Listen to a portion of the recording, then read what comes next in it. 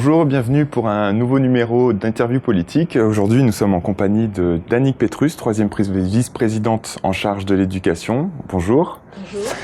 Alors, pour entrer directement dans le vif du sujet, d'après les derniers chiffres de l'INSEE, 66%, dont 40% de jeunes Saint-Martinois sont sans diplôme ni qualification professionnelle. Comment vous expliquez cette carence en formation professionnelle sur notre territoire ? Alors, en effet, le niveau de formation est en retrait malgré une population jeune du fait de la faible offre de formation post-bac déjà sur le territoire. Il faut savoir que moins d'un quart des 18-24 ans sont scolarisés, seulement sont scolarisés, et il faut savoir aussi que nous avons près de 2500 jeunes qui ne sont actuellement ni en emploi ni en formation. Le décrochage scolaire est un réel problème, d'après les chiffres. Comment on lutte contre ce décrochage ? Alors là aussi, depuis le 5 mars 2014, ça devient une compétence de la collectivité. La lutte contre le décrochage scolaire, voilà. Et là, c'est une mesure justement que nous allons mettre en place dès la rentrée de septembre. Il s'agira de mettre en place une plateforme de suivi et d'appui des décrocheurs. Alors, ça consiste en quoi? C'est constater les jeunes en situation de décrochage, leur proposer un accompagnement et une prise en charge qui devrait déboucher, en principe, sur des solutions type retour à l'emploi ou formation ou insertion. Voilà. Comment on les encourage à retourner dans une formation professionnelle? Quelles sont les filières en fait sur lesquelles on mise pour intéresser cette jeunesse? Alors, c'est vrai qu'on mettra les filières existent. La collectivité en a choisi quelques-unes et en a fait sa priorité dans la mesure où ça répond à un besoin imminent, j'ai envie de dire, sur le territoire. Mais le jeune qui sera reçu, le jeune décrocheur, j'entends, qui sera reçu, sera d'abord écouté, voir ce qu'il a envie de faire lui, quelles possibilités que lui offre le territoire, et si cette possibilité-là n'existe pas chez nous, il y a tout un ensemble de dispositifs que je suis en train de mettre en place de manière à ce qu'il trouve sa place et sa réponse, quel que soit ce qu'il a envie de faire. Et dans le pire des cas, nous avons aussi l'aide individuelle à la formation, c'est-à-dire que le jeune vient à notre rencontre, il nous présente son projet et nous l'aidons dans le cadre d'un financement à hauteur de 4 000 €. Donc, ça peut être un départ, une formation à l'extérieur, ça peut être une formation sur le territoire, voilà. Mais dans tous les cas, le jeune décrocheur sera entendu, écouté, accompagné pour qu'il trouve sa voie. Alors, le départ va poser deux problèmes, c'est-à-dire déjà d'un point de vue pour les jeunes, juste après le bac, qu'il n'y ait pas de possibilité de faire des études supérieures sur le territoire, au moins pour quelques années. Et pour les plus âgés, en fait, économiquement, donc ça coûte cher, même malgré les aides. Est-ce qu'il y a une réflexion sur justement une possibilité de pouvoir attaquer des études supérieures en restant sur le territoire? Alors là aussi, c'est un projet. Nous avons commencé la discussion avec l'université de la Guadeloupe depuis l'an dernier. Cette année aussi, dès septembre, nous irons vers l'université. Alors, pour l'instant, les pistes seraient une antenne sur le territoire, mais aussi la possibilité de dispenser les cours à distance. Bientôt, nous aurons au niveau de la cité scolaire une salle bien équipée qui nous permettra de faire des vidéoconférences, des cours à distance, mais quelque chose de très bonne qualité. Et ça aussi, c'est une piste qui est envisagée. Nous avons déjà l'ouverture de quelques BTS. Nous en avons actuellement 4 sur le territoire. Il est aussi possible d'aller vers la licence. Donc, 4 BTS, une probable licence, des cours à distance. Voilà. Pour l'instant, c'est ce qui est envisagé à court terme. Et sur ces BTS, sur quelle filière on peut s'orienter avec ces BTS? Alors, nous avons des BTS tourisme, le BTS tourisme excellence. Nous avons les SP3S, c'est-à-dire la filière sanitaire et sociale.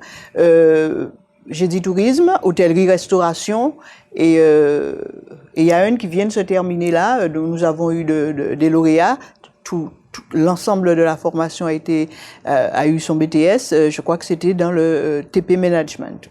Et alors, ma question, c'est qu'on entend parler de tourisme depuis des années, donc tourisme, hôtellerie, restauration. Est-ce qu'aujourd'hui, on n'est pas un petit peu à la limite? On sait qu'aujourd'hui, on n'a pas énormément d'hôtels qui ont réouvert. Est-ce que former des jeunes uniquement pour le tourisme, l'hôtellerie, la restauration, est-ce que ça fonctionne? Est-ce qu'on peut se dire que voilà, la plupart des jeunes vont trouver un emploi en sortant d'une telle formation? Alors, la nouveauté, c'est que avec l'État et nous-mêmes, nous avons réuni les socioprofessionnels du tourisme, parce que c'est vrai que c'était une difficulté que nous rencontrions sur le territoire, à savoir, les jeunes étaient formés au lycée et n'étaient pas forcément embauchés. Alors suite à cette séance de travail avec les socioprofessionnels de l'hôtellerie, ils nous ont demandé de former un public haut de gamme. D'accord. Voilà, c'est là donc toute la différence. Actuellement, les jeunes qui sont formés en matière de tourisme, hôtellerie et restauration, c'est du haut de gamme, parce qu'à l'ouverture, effectivement, si vous voulez, certains hôtels ont envie de présenter autre chose. Rien qu'à voir, par exemple, le rachat de l'hôtel Ex-Riou, le concept lui-même va changer à Anse-Marcel. Et là, effectivement, ils ont besoin de personnes, de personnel qualifié haut de gamme. Donc, c'est dans cette voie-là, actuellement, que nos offres de formation se situent. Et donc, oui, on pense bien que ce partenariat-là, pour une fois, va fonctionner, puisque ça répond à une demande des socioprofessionnels en la matière. Quelle est la définition du haut de gamme? Quels sont les critères qui permettent à l'employeur de dire on a quelqu'un qu'on va embaucher et qui répond à ce qu'on attend et on ne va pas faire venir de l'extérieur? Alors, ils nous ont donné leur cahier des charges plus ou moins. Donc, haut de gamme, c'est-à-dire du personnel formé dans un hôtel niveau 5 étoiles, à l'étranger, dans les pays où, par exemple, le tourisme haut de gamme est reconnu en matière d'hôtel. Voilà, c'est ça. Donc, mais ils nous ont donné le cahier des charges qui est suivi. Les formations se font pour une partie avec le lycée professionnel, le Greta, très précisément, et nos stagiaires partent là où je vous ai dit, là, ils font leur stage à l'étranger, ce qui n'était pas le cas lorsqu'ils sortaient avec un niveau bac pro. Là, maintenant, c'est du bac plus 2, du bac plus 3, avec des stages à l'étranger, où tout le monde s'est mis ensemble autour de la table. Vous avez un partenariat, un maillage qui s'est formé avec les socioprofessionnels, avec la collectivité, avec la prise en charge. L'éducation nationale intervient aussi, pour ce qui est de l'enseignement. Vous avez les OPCA. Nous avons Calia qui est avec nous. Non, là vraiment, il y a quelque chose de particulier, de spécifique et de bien pensé sur cet accompagnement-là. Et bon voilà, c'est une demande des socioprofessionnels. Ils font partie du comité de pilotage qui se réunit très souvent. Ils suivent le dossier. J'aurais du mal à les voir se désister en fin de parcours. J'imagine qu'il y a un retard à rattraper, puisqu'on parle de formation, on n'a pas les infrastructures nécessaires ici pour former au haut de gamme.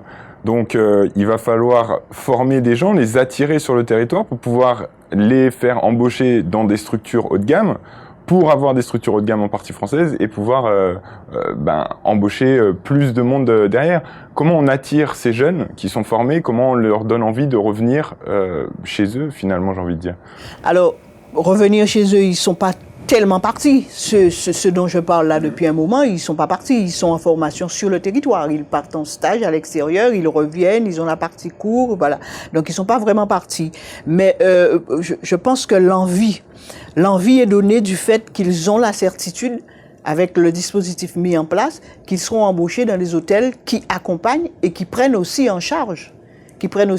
Puisque nous avons le représentant des hôteliers et des restaurants qui siège au niveau du COPIL régulièrement avec nous et qui lui aussi a un hôtel, et suit aussi les restaurants. Il participe financièrement à cette formation-là. Donc, ils vont pas investir, je veux dire, dans le vide.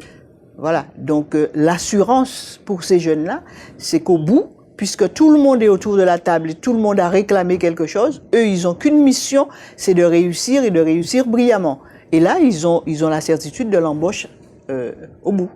Avec quand même un petit frein, on va dire, c'est sur la reconstruction de ces hôtels et la réouverture de ces hôtels. Donc on prend l'avance. Est-ce que le timing est bon aujourd'hui? Oui, le timing est bon. C'est justement ça. Le timing est bon. Les hôtels, certains sont reconstruits, viennent d'ouvrir, et il y a d'autres qui vont réouvrir d'ici un an. Nous avons une partie du BTS qui est terminée. Donc ceux qui viennent de réouvrir peuvent embaucher déjà dans le premier vivier, et les autres qui sont actuellement en première année de BTS et qui termineront leur BTS à la fin de l'année scolaire prochaine, ils seront dans le timing de la reconstruction des hôtels qui vont ouvrir dans un an. On parle souvent à Saint-Martin de l'avantage qu'on a, qui est le multilinguisme. On sait qu'il y a eu un effort de fait pour le bilinguisme. On parle aujourd'hui de multilinguisme parce qu'on a l'anglais, le français, l'espagnol, le créole.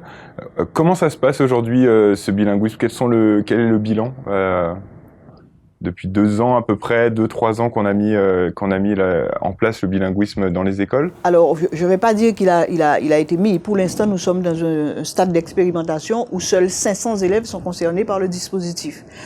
Cette expérimentation, effectivement, donne des résultats très, très positifs. Et on a constaté, tout en le sachant déjà, que c'est une réponse à la problématique de l'échec scolaire. Il y a, au mois de juin, les partenaires collectivités État se sont réunis et nous avons lancé ensemble une étude prospective pour savoir exactement ce qu'il nous faudra sur le territoire, que ce soit en termes de personnel, voilà, pour pouvoir mettre en place ce multilinguisme. Et là, à ce moment-là, une fois que ce sera mis en place, on pourra parler d'instauration, lorsque tous les élèves et étudiants du territoire seront touchés. Là, moi, je parlerai vraiment de mise en place. Pour l'instant, nous sommes au stade d'expérimentation, mais il fallait commencer par ça. L'Éducation nationale a effectivement fait un effort là-dessus. Nous avons, je le disais tout à l'heure, un public qui est concerné. Ça marche, ça fonctionne, c'est prouvé. Et maintenant, il s'agit d'élargir le dispositif à l'ensemble de la communauté éducative, enfin à l'ensemble des élèves, en tout cas, de manière à ce que nous fassions reculer l'échec scolaire et qu'ils profitent enfin de l'égalité des chances, puisqu'on aura enfin adapté l'éducation aux réalités du territoire. Il est vrai qu'il y a des enfants qui vont parler français, donc dans un système éducatif français, qui vont parler anglais à la maison, avec des parents qui ont comme langue maternelle l'anglais, puisqu'à Saint-Martin, ça reste la langue maternelle, l'anglais. Pour vous, quelle est la meilleure manière, on va dire, de former un enfant aussi bien à l'anglais que le français, pour que, et on le voit, pour que arrivant au bac, ils puissent aussi bien s'exprimer correctement en français qu'en anglais? Alors, ce n'est même pas pour moi, ce sont les spécialistes qui le disent. La meilleure façon de faire, enfin, en tout cas pour le multilinguisme qui concerne Saint-Martin, de faire réussir les élèves et leur faire acquérir toutes les langues. De toute manière, cette acquisition, ils le font de manière spontanée. L'enfant francophone qui a grandi à Saint-Martin, qui est à l'école avec le public anglophone, il parle l'anglais, il parle l'espagnol parce qu'ils se côtoient, ils parlent entre eux, ils parlent dans la cour de récréation. Pardon. Maintenant, pour ce qui est de l'enseignement propre, tous les spécialistes le disent, la meilleure chose à faire, c'est de prendre en compte la langue maternelle de l'enfant. S'appuyer sur la langue maternelle de l'enfant. Est-ce qu'elle est prise en compte aujourd'hui, cette langue maternelle? Alors, elle est prise par en les compte. professeurs. Est-ce que les professeurs sont formés aujourd'hui à comprendre qu'un enfant va avoir plus de facilité en anglais et qu'un mot dans une leçon, il ne va pas la comprendre en français? On peut peut-être lui donner la traduction en anglais. Est-ce qu'aujourd'hui, on a des enseignants qui sont formés, qui sont capables de comprendre et Alors, de faire c'est justement ça. L'expérimentation, c'est que ces enfants-là reçoivent un enseignement bilingue. D'accord. Parce que nous avons un certain nombre d'enseignants qui sont dédiés à ça. Au niveau du premier degré, ce sont les enseignants, j'ai envie de dire, natifs de l'île, voilà, et qui parlent l'anglais. Donc, l'enfant, dans la phase expérimentale, les élèves reçoivent un enseignement bilingue où leur langue maternelle est prise en compte et la langue de l'enseignement aussi. Et c'est ça tout l'enjeu. C'est pour ça que je dis tout à l'heure, l'étude prospective qui a été lancée, c'est pour voir, parce que vous comprenez bien qu'en termes de ressources humaines, il va falloir à un certain moment avoir cette ressource humaine bilingue sur place. Il va falloir, à défaut de l'avoir, profiler les enseignants qui viennent enseigner sur le territoire. Voilà, donc c'est toute cette réflexion-là qui est prise en main, qui est prise en compte aussi par les services du rectorat et donc les services de l'État, de manière à ce que nous puissions améliorer cet enseignement-là. Ça me permet de vous dire que le concours qui sera fait sur le territoire en avril, c'est justement pour recruter des personnes de Saint-Martin avec le même niveau qu'ailleurs, qu'on se dise pas que les choses sont sacrifiées, non, non, le même niveau d'études qu'ailleurs, mais ce sera spécifique à nos enseignants et ça viendra renforcer le vivier des enseignants déjà en poste de manière à élargir ce dispositif expérimental à plus de classes. Voilà, donc c'est ça l'objet, c'est justement d'avoir des enseignants sur le territoire capables de proposer et de mettre en place cet enseignement bilingue de manière à ce que les enfants réussissent mieux. D'accord. On est obligé de revenir, j'ai envie de dire, sur la prochaine rentrée scolaire. On en est où aujourd'hui par rapport au calendrier? Est-ce que le calendrier est respecté? Les établissements seront prêts pour septembre? Oui, nous avons fait, enfin nous continuons à dire oui, tout en sachant qu'il reste à peu près un mois de travaux et que nous sommes tributaires des aléas climatiques et avec de tout le les reste. pluies qu'on a connues récemment. Néanmoins, mercredi très précisément, avec le vice-président en charge du service technique et de ceux qui travaillent un peu dans les écoles, hormis les entreprises, nous avons fait le tour d'un certain nombre d'établissements scolaires, justement, pour voir après un mois de travaux, puisque certains travaux ont débuté pour certains établissements dès juillet, ce qu'il en était. Alors nous avons visité le collège de quartier d'Orléans, tous les établissements scolaires de quartier d'Orléans, de Grand-Case jusqu'à Morne-Aurélie à Rambourg. Et pour certains, ce sont des menus travaux, puisqu'ils n'avaient pas trop été impactés par Irma, ou que le gros avait déjà été fait, comme l'école Ghislaine Rougiers à Grand-Case. Je suis très optimiste. J'ai visité le collège de quartier d'Orléans. Voilà. Qui était très impacté, ce collège qui était très impacté, notamment la salle polyvalente que moi j'ai eu l'occasion de voir à maintes reprises, mais aujourd'hui elle est méconnaissable. Ils ont une très belle salle polyvalente. Donc voilà. La semaine prochaine, nous poursuivrons notre visite sous les chantiers de Marigot-Sandigrande, poursuivrons et terminerons nos visites. À l'heure actuelle, je peux vous dire que je reste sereine. Les choses se font, à moins de gros désordres climatiques, les choses devraient pouvoir continuer encore sur tout le mois d'août et j'espère fortement, et en tout cas j'ai le pressentiment et le sentiment que nous serons dans le timing et que le rendez-vous de la rentrée sera moins tumultueux que l'an dernier. D'accord. Eh ben, écoutez, merci beaucoup d'avoir répondu à toutes nos questions.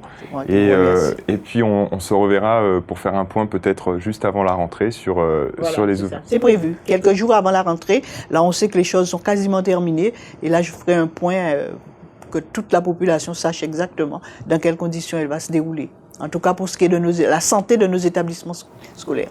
Merci beaucoup. C'est moi qui vous remercie.